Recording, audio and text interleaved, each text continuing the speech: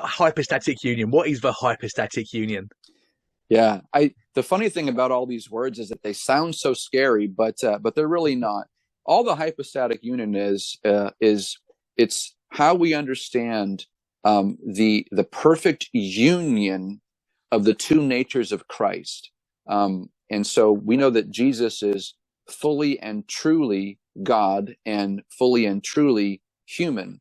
But how do those two natures, how are they united together? And so there's been all kinds, part of the issue in the early church councils was how do we understand that relation between those two natures? We know that one nature doesn't swallow up the other one. They don't divide. They're not intermingled. They're not conflated. They're not confused. So how do we understand that? And so the hypostatic union is a way to state the two natures of Christ united together.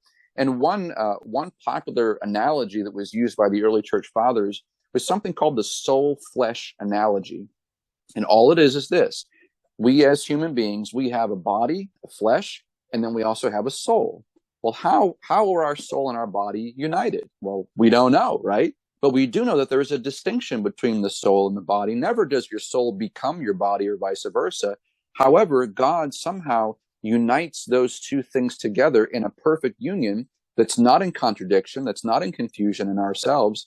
So if God does that for human beings, then how much more so is that clear and distinct with how Christ is united in himself with his divine and human nature. So again, we don't know exactly how it all comes about and how it is, but this is the best articulation of how we understand the union of those two perfect natures.